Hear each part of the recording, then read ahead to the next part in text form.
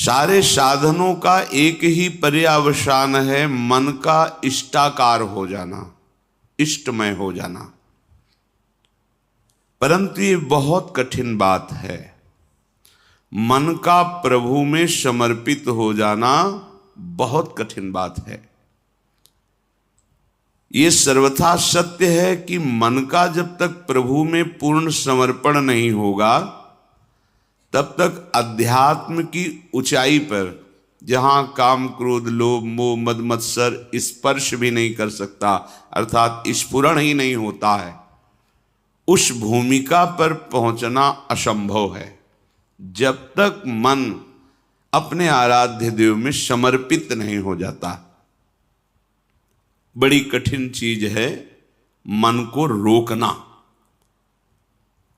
5 minute मन कहीं गया ही नहीं, केवल प्रभु में डूबा रहा, बहुत बड़ी उपलब्धि है।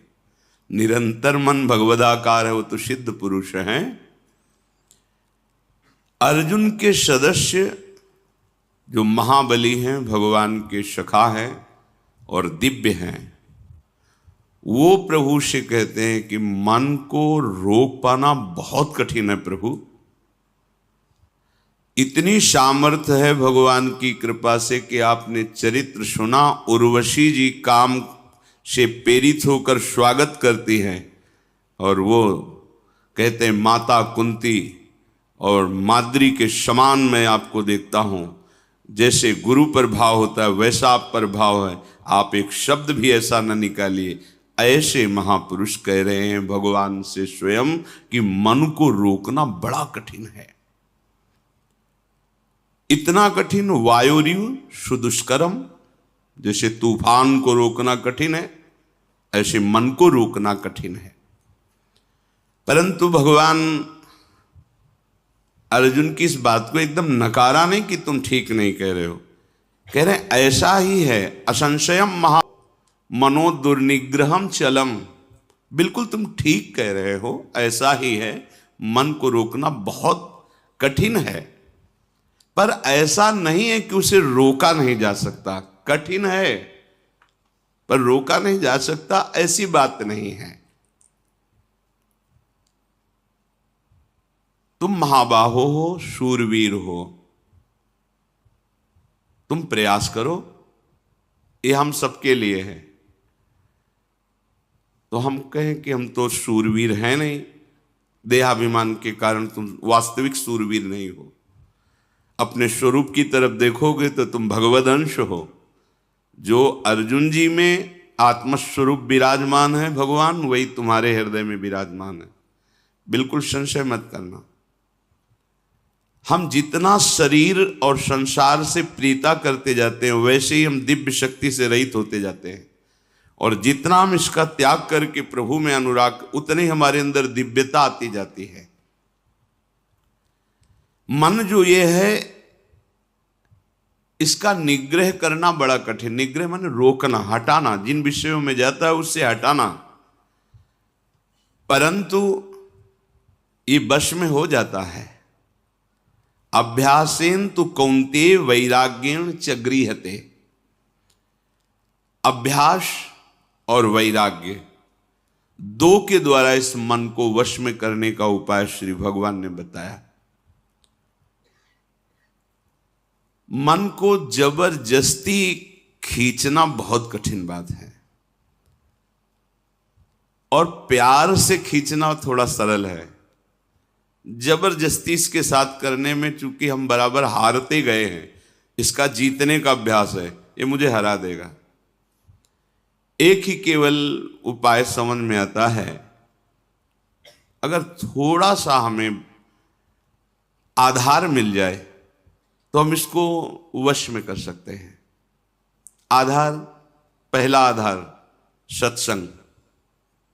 क्योंकि जैसे हमें प्यास बढ़ती है फिर हमें कोई दूसरी वस्तु अच्छी नहीं लगती। जल में मन लगाना नहीं पड़ता। देखिए, जब प्यास लगे तो आपको अधोटा दूध पिलाया जाए कि जल से बहुत ही कीमती है, आपको बिल्कुल नहीं, आपके मन को रुचेगा नहीं।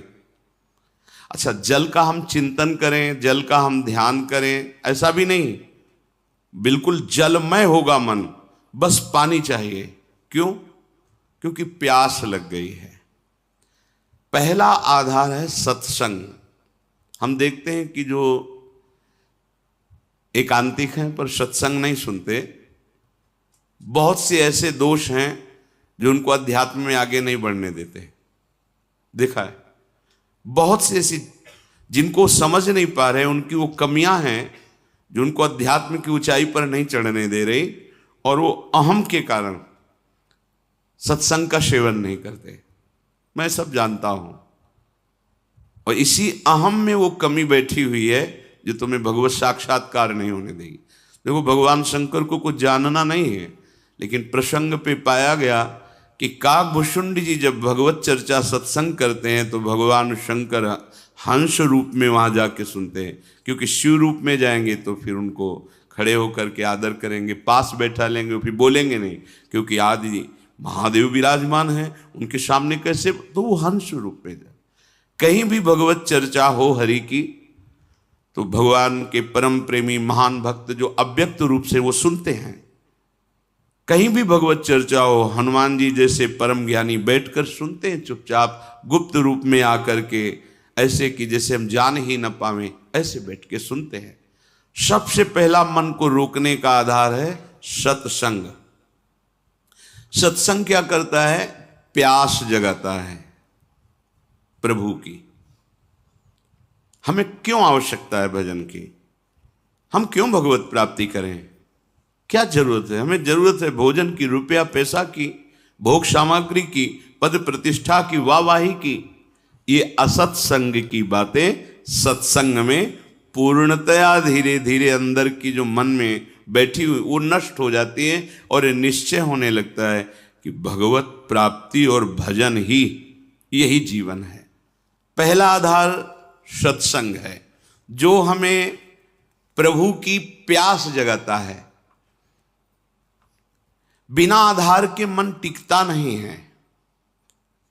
जब हमें सत्संग रूपी आधार मिलता है तब भक्तों से प्रियता जागृत होती है। कई जैसे उपासकों ने बाहर के प्रश्न किया कि हम श्री जी को नहीं जानते, क्या संप्रदाय है, क्या उपासना, हम तो बस आप और आपकी बात को मानते हैं। हमारे सामने आप हैं और आपकी बात है। बात बन गई क्योंकि आपने आधार ले लिया ना। और भगवान को बहुत प्रसन्नता होती दास दासोहम वृत्ति से। हरिदासों के प्रति दासत्व का भाव रख लिया जाए तो बहुत जल्दी। इसके बहुत सी छंदों में सेवक जी ने राधा वल्लभ भजत भज भली भली सब क्या है। दूसरा आधार प्राप्त होता है भक्त प्रियता। भक्त प्रियता का तात्पर्य होता है उनके शरीर से राग नहीं,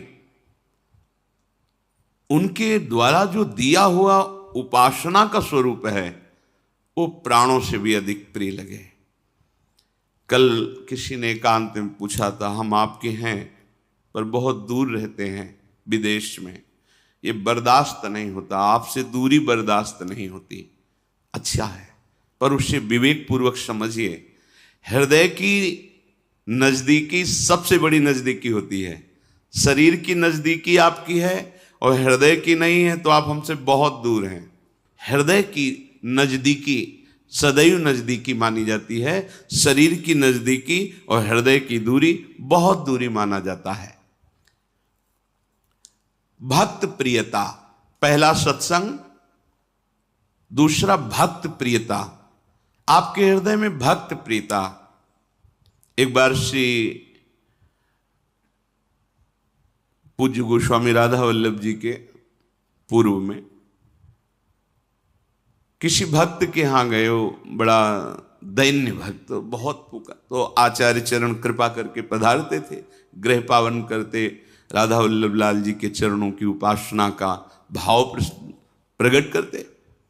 उन्होंने कुछ ऐसे नाम मात्र की भेंट दी, चरणों में रोए। तो एक शिष्य थे जो बहुत धनी मानी थे, तो उन्होंने एकांत में 1 लाख स्वर्ण मुद्राएं रखी और कहा, महाराज जी मुझे अच्छा नहीं लगता कि आप ऐसों के घर में जाएं, ये मुद्राएं रखिए जब जितना आदेश करेंगे भेजते रहेंगे। ये हमारे गुरुदेव वैसे नहीं, उनका तो तुम समझते हो हम धन लेने के लिए इनके घर आए। उठाओ, आज के बाद कभी सामने मत आना, हम भाव ग्रहण करने आते हैं। धन उठाओ, हमारे पास राधा वल्लभ लाल रूपी धन, हटाओ इसको, कभी सामने मत आना हमारे। क्या उन्होंने गलत कहा था? वो धनी थे, उनको था कि शायद ऐसा नहीं, गलत सोच अंदर की है। गुरुदेव आपकी वस्तु है, आप कृपा करके स्वीकार कीजिए। ये तो चलता है, लेकिन आप उसके यहां नहीं जाइए। और ये तो दासता हो गई ना, तुम स्वामी हो गए ना आज्ञा करने वाले धन के बल से। ये अभिमान झलका ना, निकलो यहां से, तुरंत निकलो। बड़ा सूक्ष्म है भगवत मार्ग। नारमल जी महाराज देखा कि अपने पीताम्बर में सूखी लकड़ियां आचार्य चरण स्वयं बीन करके वृंदावन की लताओं से प्यारी जू के लिए रसोई अमनिया करते हैं। देववंश आए हुए थे राजघराने के। उनका प्रभु अच्छा नहीं लगा, आप लकड़ी बिन रहे, ये हम धीमर से करवा देंगे, आप विराजिए। यद्यपि उनके अंदर सुख देने की भावना है, पर प्रधान वृत्ति धन होने के कारण अगर ये कह देते कि प्रभु आप विराजिए, मैं बीन करके एकत्रित करता हूं, ये सेवा का सौभाग्य मुझे दीजिए, तो बहुत प्रशंसनीय बात। लेकिन धीमर से करवा देंगे। महाप्रभु ने कहा विशुद्ध संतों की, रसिकों की कृपा से मुझे महारानी जी की सेवा का सौभाग्य मिला। श्री जी की सेवा को तुम हे देखते हो, धीमर से कर, आज के बाद मैं तुम्हारा त्याग करता हूं। खूब रोए, श्री जी से प्रार्थना की। जब श्री जी ने आदेश किया तब फिर क्षमा किया। भक्तों के संग का निर्वाह करना बड़ा कठिन होता है, क्योंकि भक्त का संग का जब रंग चढ़ेगा तो वो अपने स्वामी के दरबार में ले जाने लायक बनाएंगे। और यही दरबार दीन को आदर रीति सदा चली आई। हमारे मालिक के दरबार में दैन्य का प्रयोग होता है, अहम का नहीं। दीनता, जेहि दीन पियारे वेद पुकारे द्रवहु सुश्री भगवान। जिनको दीन प्यारे हैं तो संत जन क्या करते हैं? तुम्हारे अंदर के अहंकार को नष्ट करते हैं। अब जब अहंकार पर चोट पड़ी तो जैसे सांप की पूंछ पे पैर रख जाए तो फन ऐसे अहंकार उड़ता है, तो हम दूसरी जगह देख लेंगे। और जहां वो दूसरी जगह खड़ा दिखाई दिया, गया मार्ग गया। अब नहीं, सब जगह से भाग करके एक ही उपाय है, महारानी की शरणागति। सब जगह से खुला मार्ग है, लेकिन इनकी शरणागति की पुष्टता रसिकों से अगर कहीं पंक्ति से बिलग हो गए तो आप कहीं के नहीं रहोगे, क्योंकि आधार अब मन का आपका अहंकार होगा। वो अहंकार आपको नष्ट कर देगा, किसी काम का नहीं रखेगा। किसी ने पूछा था हमसे, धनी थे, कि हमारी वृत्ति रही है बहुत दान देने की, हम क्या करें, क्योंकि उसके कारण बहुत लोगों का सानिध्य रहता है। तो उसको उठा के यमुना जी में फेंक दो, जितने से तुम्हारी नमक रोटी चले उतना रख लो, देने लायक तुम मत रहो, क्योंकि ये देने की तुम्हारी अहंकार वृत्ति सतमार्ग से तुम्हें विचलित कर देगी, भगवत मार्ग से विचलित कर देगी। नहीं माना। भगवत प्रेमी महात्माओं का संग करने के लिए दैन्यता चाहिए, और दैन्यता भी ऐसी कि देने की स्मृति भी ना रहे। देने की स्मृति भी न रहे, मैंने कुछ दिया है, और एहसान माने कि मेरी मानी हुई मान्यता को इन्होंने स्वीकार कर लिया। अहो भाग्य, जिसे मैं ढो रहा था उसको इन्होंने मिटा दिया। जब भक्त संग होता है, इसके बाद उसको प्रेम का आधार मिलता है। क्या? नाम में प्रीति, रूप में प्रीति, लीला में प्रीति, प्रभु की सेवा में प्रीति। अब जैसे उसे ये आधार मिला तो फिर मन लगाना नहीं पड़ता, स्मरण प्रारंभ हो जाता है। पर आधार आपका एक एक कदम सुदृढ़ होना चाहिए, फिसलना नहीं चाहिए। जो तुम्हारे अनुकूल बर्ताव करे सदैव, तो आप निश्चित समझ लेना आपका दरबार में प्रवेश नहीं होगा। बात समझ लो हृदय से, आपका कल्याण नहीं होगा। क्योंकि जगत में यही तुम्हें मिलता रहा है, उसी से तुम्हारा मलिन अहंकार पुष्ट हुआ है। अब उसके नष्ट होने का अवसर मिला है, क्योंकि भक्त संग मिला है। एक शिष्य बनने के लिए गुरुदेव के पास गए। काफी दिन जाने पर उन्होंने हिम्मत आई और कहा, मैं आपको गुरु रूप से वरण करता हूं और आप मुझे मंत्र दीजिए। तो उनका इतने दिन के निरीक्षण में मैंने तुम्हारे अंदर क्रोध वृत्ति बहुत पाई है। आश्रम में तुम जिससे देखो झिड़कते रहते हो, तुम्हारी नाक में गुस्सा रखा है। हम मंत्र तब देंगे जब तुम इस गुस्से पर काबू कर लो। 1 वर्ष तुम्हें समय देते हैं, अपने क्रोध को काबू में करो, फिर तुम्हें हम मंत्र देंगे। 1 वर्ष तक तुम्हें कोई भी सताए, तुम्हें गुस्सा नहीं करना जी। 1 वर्ष पूरा हुआ, स्नान करके आ रहे थे। गुरुजी ने एक मेहता रानी को बुलाया और कहा, माई ये आ रहा है, तुम झाड़ू ऐसा लगाना किसी के ऊपर धूल जाए। ठीक है। वो तब तक खड़ी रही जब तक वो अजान नजदीक आए, तो रज में ऐसी झाड़ू लगाई कि पूरा रज ऊपर एकदम, तुझे दिखाई नहीं दे रहा मैं नहा के आ रहा हूं। और ऐसा बहुत बिगड़े। वो हाथ जोड़ के, महाराज क्षमा करो, हमें पता नहीं था कि आप आ रहे हो, हमारा काम ही है सोनी लगाना। ऐसा तो मारने के लिए भी। अब वो गए, कहा गुरुजी 1 वर्ष हो गए। तो बोले, जिसको त्यागने के लिए कहा था वो तो त्यागा नहीं। सुना अभी अभी तुम गुस्सा करके आ रहे हो मेहतरानी से, जो नित्य सोनी सेवा करती हैं। पूज्य भाव रखना चाहिए। तुमने उन पर क्रोध किया और सुना कि तुमने ऐसे भी मारा नहीं, पर हाथ तुम्हारा उठ गया। अभी नहीं, जाइए 1 वर्ष और अभ्यास कीजिए। अब दूसरे वर्ष जो वो नित्य वही आश्रम की सोनी सेवा का उसका बोले, अब की बार झाड़ू मारना, धूल नहीं, नजदीक आवे तो झाड़ू ऐसे लग जाए उसके शरीर में। बोले, जो महाराज मारेगा तो नहीं। बोले नहीं, अब की बार 1-2 शिष्य आसपास रहेंगे, अगर वो गुस्सा करेगा तो उसे पकड़ लेंगे, तुम्हें मारेंगे नहीं। ठीक है महाराज। जब वो स्नान करके बड़े आनंद से आ रहे थे, तो अब की धूल नहीं उड़ाई, सीधे नजदीक जाके ऐसे झाड़ू 1-2 मारी और सीधे उसके शरीर में, पैरों में ऐसे। उसने कहा कि मूर्खा, तुझे समझ में नहीं है, मेरा 1 साल पीछे बर्बाद कर दिया। फिर दूसरा, मैं स्नान करके दीक्षा के लिए जा रहा था और बहुत कड़ुआ बोले, पर हाथ नहीं। गुरुजी, देखो तुमने गुस्सा किया, अभी 1 वर्ष, जब तुम्हें गुस्सा ना आवे 1 वर्ष अभ्यास करो। क्रोध नष्ट होने पर ही हम, क्योंकि ये क्रोध बना रहेगा तो ये भजन आगे को जो विस्तार करना है भजन का, भागवतिक प्रकाश, वो होने नहीं देगा। अब सोचो, जो अपने लोग परमार्थ में काम क्रोध लोभ आदि की वृत्तियों को ही नहीं देख रहे, मनमानी आचरण कर रहे, कैसे भगवत बोध होगा।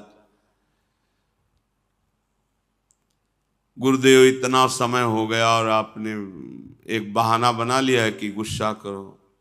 बोले, दोष दृष्टि करते हो। और नहीं नहीं नहीं, क्षमा, पर तो 1 वर्ष और अगर भगवान नाराज हो जाए किसी कारण से, तो गुरुदेव भगवान क्षमा कर दे तो भगवान कभी अपराध नहीं मानते।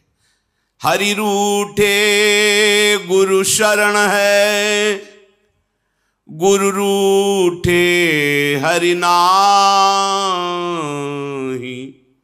यदि गुरु भगवान का हृदय संतप्त हो गया तुम्हारे आचरण से तो तुम्हें भगवान श्री हरि सहयोग नहीं करेंगे। अगर श्री हरि नाराज हो जाए और गुरुदेव भगवान का वरद हस्त है, कुछ नहीं बिगड़ने वाला। गुरुजी ने कहा कि अब तुम्हें 1 वर्ष तक पुनः अभ्यास करना है।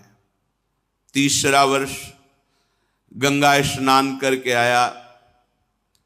गुरुदेव ने कहा आपकी बार कूड़ा भर के पूरी टोकरी रखना, जितना जूठन पत्तल सब आते उसकी खोपड़ी से डाल देना। ऐसा ही किया। जे भी नजदीक आए पूरा वो सब पवित्र जो प्रसादी दोना पत्तल झाड़ू से लगा के जो कूड़ा कर सब उनके ऊपर से डाल दिया। तुरंत उन्होंने घुटने टेके और चरण पकड़ा और कहा मां, मैं समझ नहीं पा रहा था कि आपका उद्देश्य क्या है। कहीं न कहीं गुरुदेव भगवान की हम पर कृपा है। मुझे आज दोबारा स्नान करने का सौभाग्य मिलेगा गंगा जी का। लौट गए, नहा के आए, कहना नहीं पड़ा गुरु मंत्र दे दो, आओ गुरु मंत्र लो। क्रोध, मान, कई बार बताया लाला बाबू जी जब परम विरक्त रहते थे, एक लंगोटी लगाते, भिक्षावृत्ति से जीत, और जब श्री कृष्णदास जी से कहते कि विरक्त मंत्र और विरक्त भेष दे, और नहीं अभी आप अधिकारी नहीं, तो खोज करते कि मेरे में कौन सी ऐसी कमी रह गई जो गुरुदेव। तब ध्यान आया कि बड़े सेठ थे तो रंगनाथ जी के सेठ से उनकी लाग डांट थोड़ा ईर्ष्या चलती थी, हो सकता है ये वृत्ति अंदर हो, इसलिए शायद ऐसा। तो भिक्षुकों की लाइन में सुबह वहां खिचड़ी आदि, रंगनाथ जी वो भिक्षुकों की लाइन में खड़े हो गए। किसी ने जाकर बताया कि लाला बाबू भिक्षुक बन करके खड़े, वो सेठ जी सुंदर सुंदर भोग सामग्री और अमूल्य वस्तुएं, और कहा सेठ जी आप लाइन में क्यों खड़े। एकदम ईर्ष्या जो अंदर थी वो सब पानी पानी हो गई, और उनका आप आइए। ऐसा नहीं, बोले हम तो भिक्षुक हैं, बस 1 मुट्ठी खिचड़ी या चावल दे दीजिए। और वापस जा ही रहे थे कि रास्ते में गुरुदेव मिल गए और कहा आज तुम्हें विरक्त मंत्र और विरक्त भेष देने की इच्छा हो गई।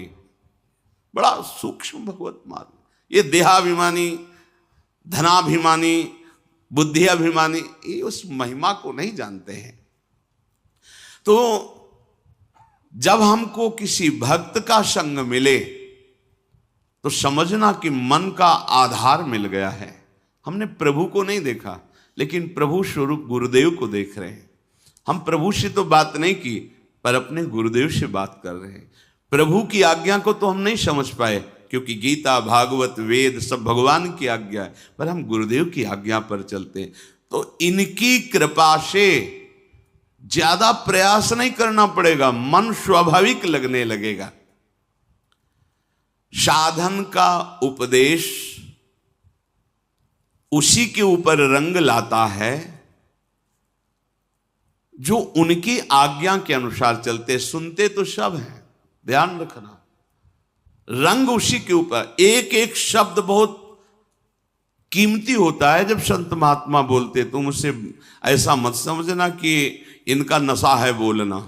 एक एक शब्द बस पकड़ लो, ये परमार्थ है। एक एक शब्द पर ध्यान दो।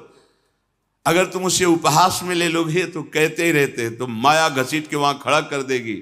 अब ना पीछे के रह गए, जो मंत्र जपते थे वो नहीं चलेगा, क्योंकि तुमने दूसरा मंत्र ले लिया, और जहां मंत्र लिया वहां अपराध बन गया, अवज्ञा बन गया। अब ये भी नहीं चलेगा। वो होगा क्या? विषय चिंतन और लोक रिझावा, खत्म, परमार्थ खत्म। अध्यात्म यहां प्रकाशित होता है। गुरु आज्ञा से चलो, आपको मार्ग अंदर दिखाई देगा, शुद्ध दिव्य मार्ग, ये मार्ग चल रहे हैं। यदि आज्ञा का पालन नहीं किया तो एक शब्द याद रखो, तुम्हारा स्खलन हो जाएगा। स्खलन होता है गिर जाना, तुम पतित हो जाओगे, गिर जाओगे। ये मार्ग ध्रुवदास जी ने लिखा है कि यद्यपि घरनी अति बुरी, पति नहीं छाणत ताय, देखत ही पर पुरुषम तजत ही चिन वाय।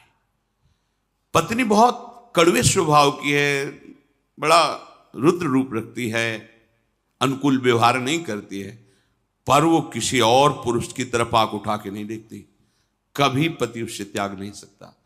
लेकिन बहुत मधुर व्यवहार करती है, बहुत मृदु मीठा बोलती है, सामने आने पर बड़ा सम्मान करती है, लेकिन पीछे आचरण उसके पर पुरुष से जिस दिन उसको पता चलेगा उसी दिन उसके हृदय से बात खत्म हो जाएगी कि ये मेरी बात। बस ऐसे ही हमारे गोपाल जी की, हमारे प्रभु की रीति है। मन वचन कर्म से प्रभु के अनन्य होकर एक भरोसो, एक बल, एक आश विश्व। अगर कहीं दिखाई दे गया कि दूसरे का आश, बस भी बहुत लंबी यात्रा है, आप मंजिल नहीं प्राप्त कर सकते। तो एक शब्द याद रखिए कि आज्ञा पालन न करना अर्थात अपने मार्ग से स्खलित हो जाना है। भक्ति साधन को मामूली साधन मत समझो। जो महाप्रेम प्रकट करके भगवान को अधीन कर दे, उसके लिए सिर्फ तुम्हारी अनन्यता की परीक्षा होगी। ध्यान रखना, सिर्फ अनन्यता की। आप अनन्य। हितोत्सव की बधाई में शब्द श्री जी ने निकाला था अंदर से कि निकुंज में बधाई बट रही तो निकुंज है, यहां भी एक बधाई सुन लो। यदि इनके सिवा तुम्हारे हृदय में अन्य आश्रय नहीं हुआ तो बधाई पक्की आखिरी जन्म। तो आपको लगता है हवा में बोल गए। एक दिन टटिया स्थान के एक महापुरुष बहुत प्रसन्न थे। उन्होंने कहा आज जो आ जाएगा, जो मांगेगा वो दे देंगे। संतों की मौज होती है। बिहारी जी की ऐसी लीला एक भी व्यक्ति नहीं गया उस दिन, एक भी। और आराम से बैठे तो सबसे कह दिया आज जो मांगेगा कोई, बिहारी जी मांगेगा बिहारी जी दे देंगे, प्रीति जो चाहेगा वो दे देंगे। गया ही नहीं। चिल्लाते जाओ तुम्हारा आखिरी जन्म। बोले हम ऐसे आचरण करेंगे कि तुम्हारी एक भी बात सत्य नहीं होने देंगे। अब फिर क्या है? अनन्यता होए अनन्य एक व्रत गाहो, बस इतनी केवल मांग है।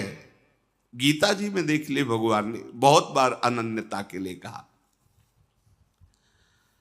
साधन में योग्य सद्गुरुदेव ही परमार्थ हैं।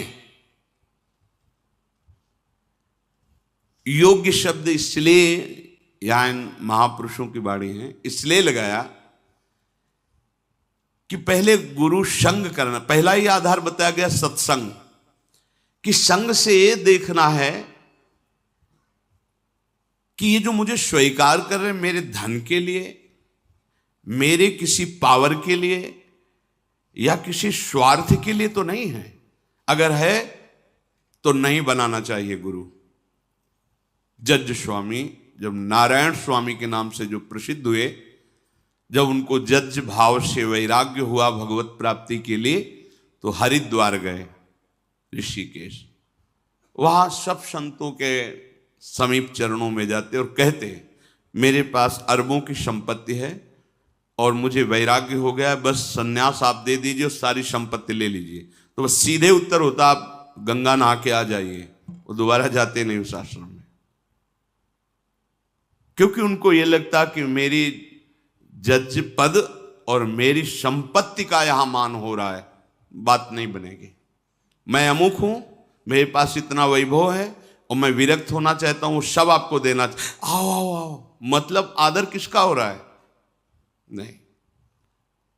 जहां वो गए उनको तब उन्होंने विचार किया कि गुरु के बिना भगवत मार्ग नहीं, भगवत मार्ग के बिना हमारा जीवन नहीं, इसलिए प्राण त्याग देंगे। तो उत्तराखंड तो पर्वतों का, बहुत बड़ी बड़ी खाइयों का, तो विचार किया ऐसी ऊंचाई में चढ़ेंगे और वहां से शरीर को गिरा देंगे और मृत्यु।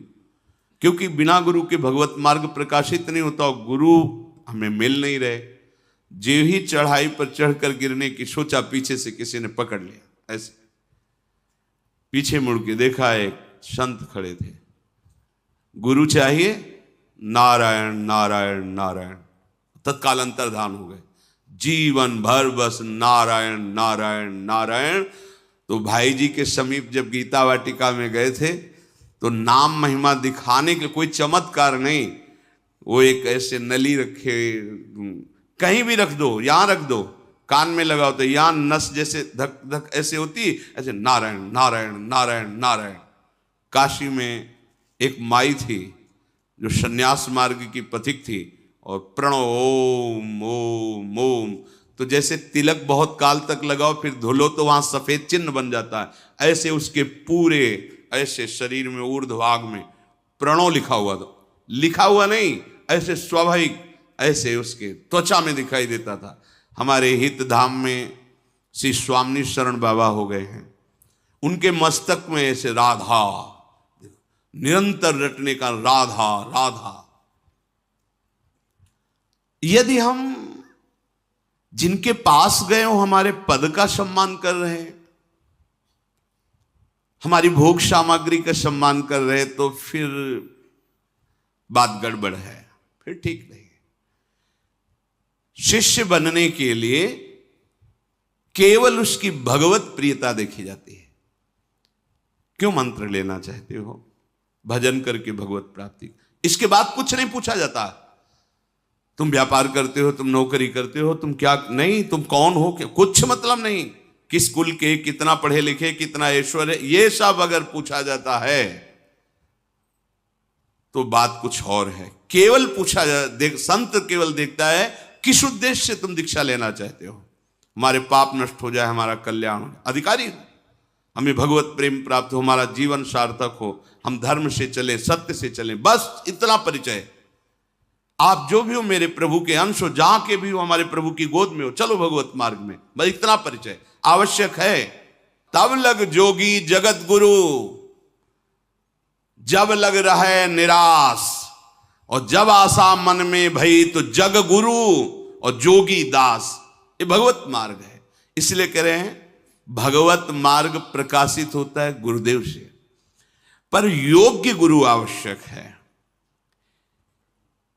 यदि गुरु ना मिले तो भगवान से प्रार्थना करो, उनका नाम जप करते हुए कि मुझे गुरुदेव रूप से मिलो।